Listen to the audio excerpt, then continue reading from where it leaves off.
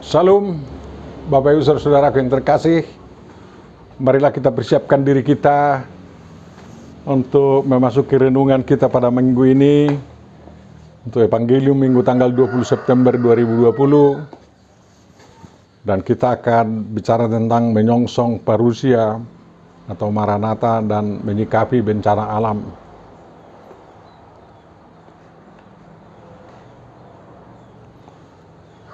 Damai sejahtera dari Tuhan Jehovah Elohim, Jehovah Debata, Yesus Kristus, Roh Kudus, Tuhan kita yang esa itu, yang melebihi dari segala damai yang dapat diberikan oleh dunia ini, kiranya memenuhi hati, pikiran, dan kehidupan kita dalam memahami firman Tuhan yang sampai kepada kita saat ini. Amin.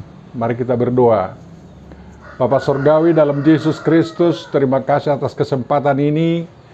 Kiranya kami ditolong untuk membuka hati dan pikiran kami, mendengarkan firman-Mu, memahaminya, dan juga untuk mendapat hal-hal yang penting untuk kami gunakan dalam kehidupan kami sehari-hari. Terpujilah nama-Mu Tuhan. Dengarkan doa kami dalam Yesus Kristus, Juru Selamat kami. Amin. Bapak Ibu Saudara, renungan kita atau perikop khotbah untuk kita kali ini diambil dari Lukas 17 ayat 26 sampai 37.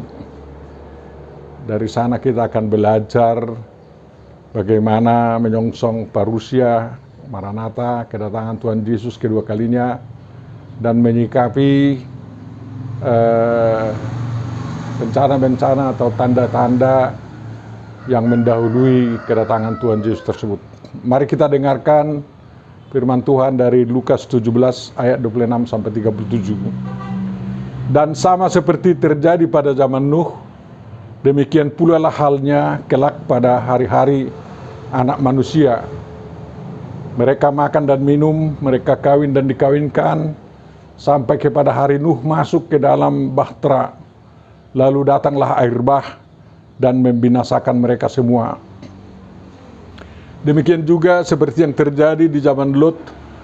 Mereka makan dan minum, mereka membeli dan menjual, mereka menanam dan membangun. Tetapi pada hari Lot pergi keluar dari Sodom, turunlah hujan api dan hujan belerang dari langit dan membinasakan mereka semua. Demikianlah halnya kelak pada hari di mana anak manusia menyatakan dirinya. Barang siapa pada hari itu sedang di peranginan di atas rumah dan barang-barangnya ada di dalam rumah, janganlah ia turun untuk mengambilnya. Dan demikian juga orang yang sedang di ladang, janganlah ia kembali. Ingatlah akan istri Lot. Barang siapa berusaha memelihara nyawanya, ia akan kehilangan nyawanya. Dan barang siapa kehilangan nyawanya, ia akan menyelamatkannya. Aku berkata kepadamu, pada malam itu ada dua orang di atas satu tempat tidur, yang seorang akan dibawa dan yang seorang lain akan ditinggalkan. Ada dua orang perempuan bersama-sama menghilang, yang seorang akan dibawa dan yang lain akan ditinggalkan. Kalau ada dua orang di ladang, yang seorang akan dibawa dan yang lain akan ditinggalkan. Kata mereka kepada Yesus, "Di mana Tuhan?" Kata Yesus kepada mereka, "Di mana ada mayat, di situ berkerumun burung nasar." Demikian firman Tuhan yang akan kita pahami, dan dari sana akan kita petik hal-hal yang menjadi pedoman bagi hidup kita. Berbahagialah siapapun yang mendengarkan, memahami, menghayati, dan mengamalkan perintah Tuhan sampai akhir hayatnya. Amin. Kita bisa bernyanyi, firman-Mu menjadi terang. Marilah kita simak beberapa hal dari firman Tuhan itu yang sampai kepada kita. Yang pertama, tentang kepastian Tuhan Yesus datang kembali kedua kalinya. Bapak Ibu Saudara, kaum antikristus memberikan pandangan imajiner mereka yang kacau tentang kedatangan Yesus Kristus yang mereka namai Isa Al-Masih alaihi salam yang kedua kalinya.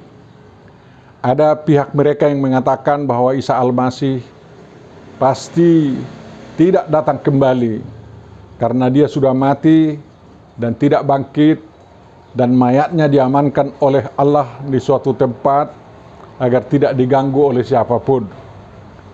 Menurut mereka ini, mayat Isa Al-Masih AS yang diangkat oleh Allah dan selamanya dia mati. Itulah pendapat imajiner mereka demi menyangkal kedatangan Yesus Kristus kedua kalinya. Di pihak lain, ada yang mengikuti pendapat imajiner yang didokumenkan, yang mengatakan bahwa Isa Al-Masih alaihi salam tidak mati di kayu salib karena bukan dia yang disalibkan, melainkan seorang yang diserupakan dengan dia. Tetapi dia diselamatkan oleh Allah dan diangkat hidup-hidup ke sorga, dan dia masih hidup di sorga sampai sekarang dan sampai kedatangannya kembali ke bumi. Jadi berdasarkan teori ini dapat dikatakan bahwa Isa Al-Masih alaihi salam yang disangkal sebagai Tuhan, melainkan sebagai manusia saja dan hanya sebagai nabi. Tetapi menurut kesaksian imajiner ini, Isa Al-Masih alaihi salam adalah manusia yang hidup kekal.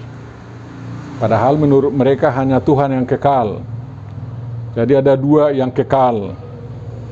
Isa Al-Masih alaihi salam akan datang kembali ke bumi untuk menuntaskan pekerjaannya, yakni membuat hanya satu agama umat manusia, membinasakan salib, membinasakan nabi babi, membinasakan si Dajjal atau si iblis, dan menjadi hakim yang adil dalam penghakiman terakhir akhir zaman. Jadi menurut agama pembuat teori ini, Allah adalah satu-satunya agama hakim yang adil. Tetapi dalam teori ini dikatakan bahwa Isa Al-Masih alaihi salam adalah hakim yang adil di akhir zaman. Jadi tanpa disadari ada kesamaan Allah dan Isa Al-Masih alaihi salam. Nanti akan mereka buat lagi teori untuk menyangkal ini. Menurut pihak ini, Isa Al-Masih alaihissalam akan turun ke bumi di menara putih masjid yang ada di Damaskus. Dia datang bukan sebagai rasul, karena nabi mereka lah nabi atau rasul terakhir, melainkan sebagai penganut agama pembuat teori ini. Mungkin yang dimaksud adalah agama Islam, dalam arti agama rahmatan lil alamin, atau seperti salah satu dari arti kata Islam, yakni damai, yang berarti agama damai yang sebenarnya. Isa Al-Masih alaihissalam menginginkan tegaknya Islam sebagai agama damai. Itulah yang dapat kita pahami dari teori mereka sebenarnya. Isa Al-Masih alaihissalam yang datang kembali itu bekerja sama dengan Imam Mahdi yang duluan datang ke bumi, dan setelah Imam Mahdi wafat, Isa menjadi imam bagi umat manusia. Tetapi sudah ada juga yang menyangkal keimaman Isa Al-Masih untuk itu. Dan setelah dia menghakimi umat manusia secara adil dan bekerja selama 40 tahun, Isa Al-Masih alaihissalam meninggal dunia. Berarti itulah kematian Isa Al-Masih alaihissalam yang pertama kali. Berdasarkan teori ini dapat dikatakan bahwa umat manusia yang ditinggalkan Isa Al-Masih alaihissalam adalah umat yang menganut agama Isa Al-Masih alaihissalam. Karena hanya agama, satu-satunya agama yang ditegakkan oleh Isa Al-Masih lah agama yang berlaku untuk seluruh manusia.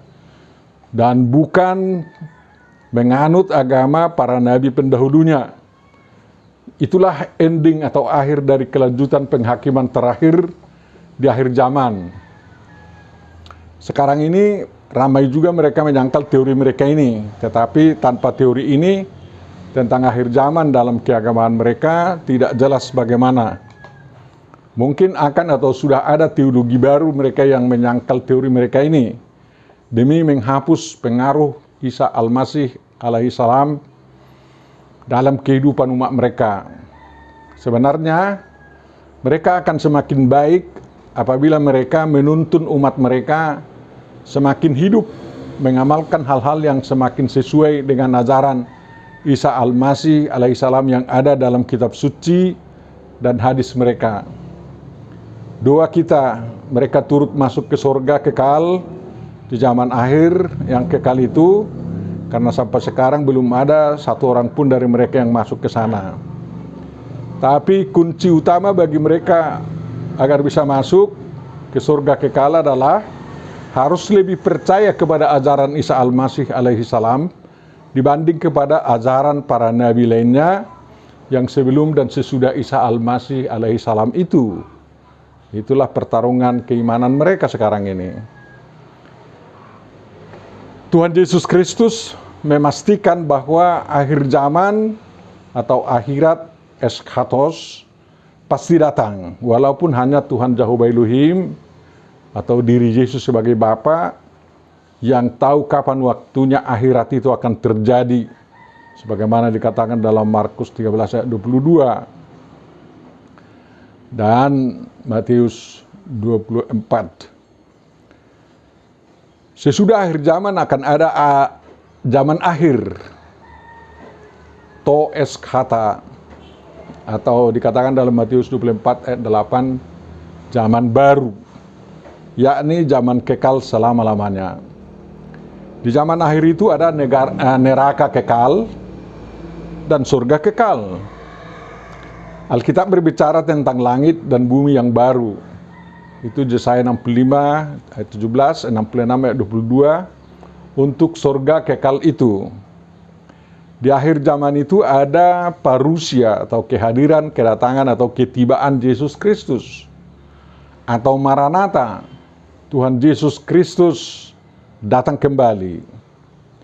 Ajaran Yesus Kristus tentang akhir zaman dan zaman akhir mempertegas pengharapan yang tersurat dan tersirat dalam perjanjian lama, baik mengenai Tuhan, mengenai hari Tuhan, sebagaimana dinubuatkan dalam Amos 5 ayat 18-20, Joel 1 ayat 15, Maliaki 4 ayat 5-6, dan pendirian kerajaan Jehovah Elohim, Jehovah Dewata, sebagaimana dinubuatkan dalam Hosea 3 ayat 5, Yesaya 2 ayat 2-4, Yesaya 9 ayat 6-7, 11 ayat 1, dan Yeremia 23 ayat 5-6. Dan juga kedatangan anak manusia sebagaimana dinubuatkan dalam Daniel 7 ayat 13-14. Dalam perjanjian lama ada nubuat-nubuat tentang hari Tuhan yang menunjuk kepada akhir zaman. Yesus Kristus tidak mengajarkan pemikiran imajiner tentang akhir zaman dan zaman akhir. Dia mengajarkan fakta ilahi. Tanda-tanda akan terjadinya akhir zaman yang diisi dengan parusia atau Maranatha juga mempertegas apa yang telah dinubuatkan dalam perjanjian lama. Manusia yang hidup dalam dunia ini sekarang diajak melalui ajaran Yesus Kristus agar melatih dirinya atau berada hidup dalam realized eschatologi, atau sekarang hidup bercorak hidup yang berlaku kelak dalam zaman akhir atau hidup kekal surgawi, agar lolos dari penghakiman terakhir dan bisa masuk surga kekal nantinya. Akhir zaman atau hari Tuhan itu di suatu waktu pasti terjadi, dan itu merupakan suatu kepastian yang didasarkan pada otoritas Yesus Kristus sebagai firman Tuhan, hakim tunggal dan hakim utama dalam penghakiman terakhir seluruh umat manusia yang hidup dan yang mati, dan satu-satunya penentu tentang siapa yang masuk ke langit dan bumi yang baru atau ke surga kekal, dan siapa yang masuk di neraka kekal. Oleh karena itu, siapapun yang merindukan masuk surga kekal sudah seharusnya mulai sekarang dalam hidupnya mengamalkan ajaran Yesus Kristus dalam konteks agama masing-masing, termasuk dalam konteks agama Kristen. Yang kedua, Bapak Ibu Saudara, dalam kitab suci ada beberapa cerita tentang bencana alam yang sebelum terjadi sudah dinubuatkan, lalu nubuat itu dikuatkan dengan memberitahu campur tangan Tuhan terhadap kehidupan manusia melalui bencana tersebut. Bandingkan tulah-tulah yang diberitahu Musa kepada Firaun. Tetapi ada juga cerita tentang bencana alam yang terjadi tanpa dinubuatkan terlebih dahulu, dan sesudah bencana itu terjadi, orang beriman memberitahu campur tangan Tuhan terhadap kehidupan manusia di dalam atau melalui bencana alam tersebut. Peristiwa Sodom dan Gomora misalnya. Dalam perikop khotbah ini, Tuhan Yesus Kristus tidak memberitahu bencana alam apa yang akan terjadi menjelang atau pada akhir zaman itu. Dia tahu bahwa bencana alam yang sudah pernah terjadi tidak akan terulang lagi. Air bah zaman Nuh dan hujan belerang ala Sodom dan Gomora tidak berulang lagi. Tetapi yang berulang kembali adalah situasi umat manusia yang seperti dulu di zaman Nuh dan di zaman Lot berulang kembali. Perilaku manusia bisa berulang kembali. Manusia sibuk dengan hiruk pikuk kehidupan mereka. Manusia makan dan minum, kawin dan dikawinkan. Mereka membeli dan menjual, menanam dan membangun. Tetapi dalam hiruk pikuk kehidupan itu, sebagian besar atau 50% atau 1 dari 2 orang manusia itu tidak menyadari dirinya akan tertinggal kalau anak manusia datang menjemput orang yang akan diselamatkan dari peristiwa akhir zaman yang menentukan masa depan manusia. Hanya 50% kita lihat di sana dikatakan dalam perikop diberitahu 1 dari 2 yang selalu siap sedia turut menyelamatkan kalau anak manusia datang atau kalau parusia atau maranatha terjadi.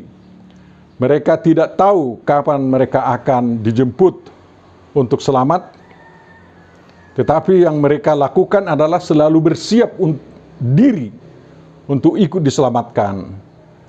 Mereka percaya kepada Yesus Kristus dan hidup mereka sesuai ajaran Tuhan Yesus Kristus. Apa yang terjadi dalam parusia atau maranatha itu sama seperti dalam semangat cerita perjanjian lama, Nuh dan Lot di akhir zaman itu, kedatangan anak manusia tidak ada pembinasaan total. Yang terjadi adalah penjemputan kepada siapa yang menjadi milik Tuhan dan pembiaran atau ditinggalkannya siapa yang tidak layak dibawa. Dalam hal ini Tuhan bukan tidak adil, tidak pilih bulu, dan tidak memerdikkan atau mempedulikan yang satu dan tidak peduli pada yang lain. Manusia itu sendiri yang membuat dirinya bisa atau mau dibawa atau tidak mau atau tidak ikut dibawa. Salah satu kriteria tanda mau ikut dibawa adalah iman kepada Tuhan Yesus Kristus sebagai juru selamat, anak Tuhan, dan sebagai anak manusia. Menurut Daniel 7 ayat 13-14. Orang yang tidak percaya pada bahwa Yesus Kristus adalah juru selamat tentu saja sudah dengan sendirinya menentukan sikap bahwa dia tidak mau diselamatkan atau tidak mau dibawa anak manusia yang datang itu di akhir zaman itu. Kalau dibandingkan dengan seperti magnet atau besi berani, dilewatkan di atas onggokan tanah campur besi, maka yang besi langsung lompat ke magnet itu, sedangkan yang tanah tetap di tempatnya, menunggu datang yang membajaknya. Jadi mudah memikirkan mengapa tertinggal. Yang ketiga, Yesus Kristus sengaja memakai gelar anak manusia bagi dirinya dalam kaitan dengan akhir zaman. Konsep anak manusia di sini bukan seperti penggunaan nama atau gelar anak manusia dalam kitab Yehezkiel yang menunjuk pada diri Yehezkiel sendiri sebagai nabi. Yesus Kristus menggunakan nama anak manusia menurut Daniel 7 ayat 13-14 agar umat Yahudi atau Farisi, ahli Taurat dan kaum imam serta umat beragama Yahudi dapat memahaminya sebagaimana isi pengharapan mereka. kepada Dia, dalam hal ini Yesus Kristus, oleh yang lanjut usia, yaitu oleh Jehovah Elohim, Jehovah Dewata, diberi kekuasaan dan kemuliaan dan kekuasaan sebagai Raja. Maka orang-orang dari segala bangsa, suku bangsa, dan bahasa mengabdi kepadanya. Kekuasaannya ialah kekuasaan yang kekal, yang tidak akan lenyap, dan kerajaannya ialah kerajaan yang tidak akan musnah. Daniel 7 ayat 14. Yang diserahi kekuasaan inilah yang menjadi hakim, penentu masa depan manusia ke surga kekal atau ke neraka kekal di akhir zaman itu. Hari penghakiman itu masuk menuju zaman akhir. Yang turut dibawa oleh anak manusia itu ada dari segala bangsa dan dari berbagai profesi dan situasi hidup. Dikatakan dalam kita, ada yang sedang di tempat tidur, ada perempuan-perempuan yang sedang mengilang atau mengolah buah anggur mereka, ada yang sedang di ladang, dan ada yang sedang di peranginan atau santai-santai, atau dengan kata lain berpariwisata misalnya. Jadi ada laki-laki dan perempuan. Pengajaran Yesus Kristus ini hendak mengatakan agar manusia dalam profesi kerja apapun dan dalam keadaan yang bagaimanapun harus selalu bersiap diri seperti besi yang akan dipungut magnet untuk dibawa ke surga kekal. Sedangkan yang tidak bersiap itu akan tertinggal di tempat dan di tempat kerja mereka masing-masing untuk bersama-sama dengan bumi yang lama akan dihancurkan oleh bencana yang akan terjadi. Bencana itu terjadi setelah orang yang dibawa itu keluar dari dunia dan memasuki langit dan bumi yang baru. Seperti dibandingkan oleh Yesus Kristus yang mengatakan air bah mulai setelah Nuh dan keluarganya masuk bahtera, dan hujan api dan belerang terjadi setelah Lot dan keluarganya keluar dari Sodom dan Gomora, lari dan tiba di Zoar. Yang keempat, Bapak Ibu Saudara, bencana apa yang akan memusnahkan bumi yang lama dan orang-orang yang tertinggal itu? Bencana itu tidak diberitahu oleh Yesus Kristus dalam perikop ini.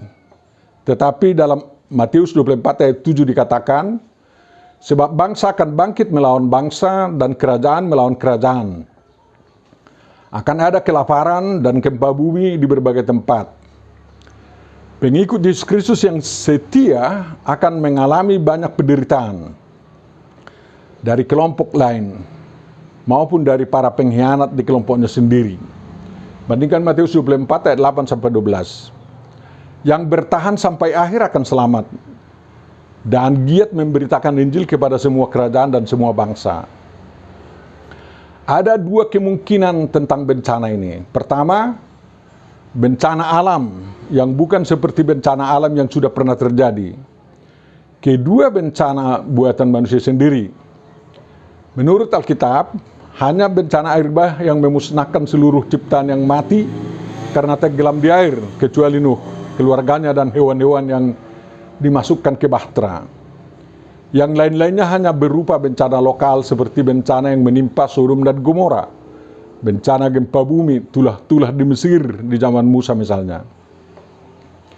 Bencana yang belum pernah terjadi tetapi bisa terjadi adalah bencana karena pudarnya matahari, dan kemungkinan seperti itu disinggung juga dalam Alkitab karena dikatakan matahari akan menjadi gelap dan bulan tidak bercahaya dan bintang-bintang akan berjatuhan dari langit dan kuasa-kuasa langit akan goncang. Itu Matius 24:29. Dengan begitu, tata surya akan berantakan karena gravitasi tidak lagi berfungsi. Lalu planet-planet bisa saja bertabrakan dan akhirnya ada yang hancur berkeping-keping.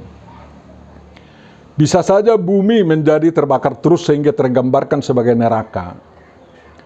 Di luar tata surya itu Tuhan menyediakan langit dan bumi yang baru sebagai tempat bagi orang yang dibawanya atau diselamatkannya dari bumi yang lama.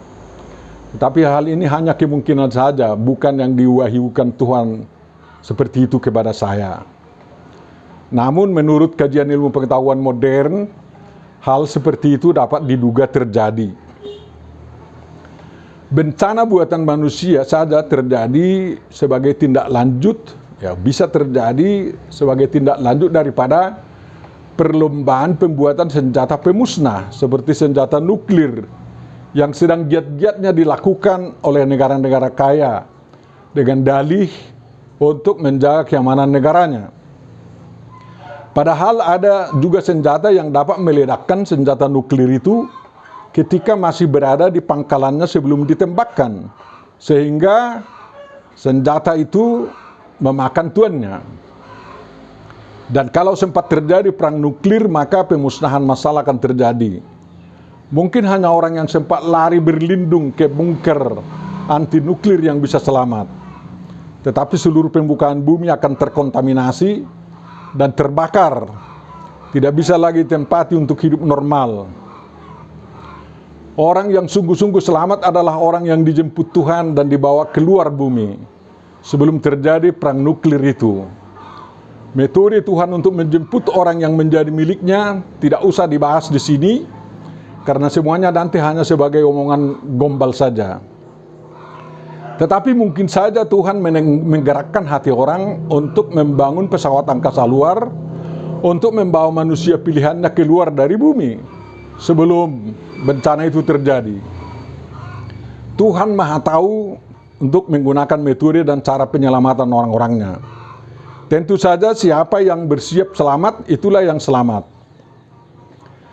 Dalam keadaan genting seperti itu adalah kesalahan besar apabila saat ikut selamat itu menjadi tak terkejar karena hendak mengambil barang-barang yang dianggap berguna bagi hidupnya yang berikut.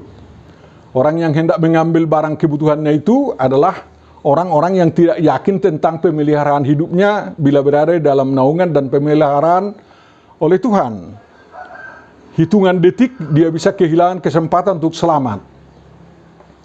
Maka Tuhan Yesus menegaskan kalau akhir zaman itu terjadi dan anak manusia datang, tidak usah lagi dipikirkan keperluan dunia, sebab Tuhan akan memeliharanya. Utamakan selamat, demikian hukum yang berlaku di waktu itu. Bukan utamakan barang emas perakmu yang ada di lemarimu atau punggah emasmu.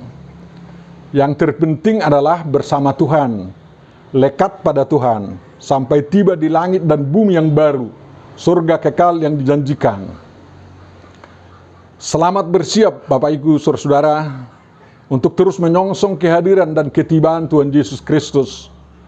Maranatha, hiduplah normal dan juga dalam new normal dengan keteguhan iman pada Yesus Kristus dan mengamalkan ajaran-ajarannya. Amin. Mari kita berdoa. Tuhan Bapa Surgawi, terima kasih atas penjelasan tentang firman-Mu yang memang masih sedikit. Mudah-mudahan kami akan dapat semakin memahami firman-Mu tersebut dan kami ikut bersiap untuk menyongsong kedatangan Tuhan Yesus di masa parusia, kedatangan kembali di masa Maranatha. Bapa Surgawi, ampuni dosa kami, perbaharui hidup kami senantiasa. Sehatkanlah saudara-saudara kami yang sakit. Selamatkanlah bangsa kami dari krisis ekonomi ini, dan kuatkanlah persatuan bangsa kami, agar jangan terganggu pembangunan dan perbaikan perekonomian dan kesehatan di tengah-tengah masyarakat kami oleh pemerintah kami.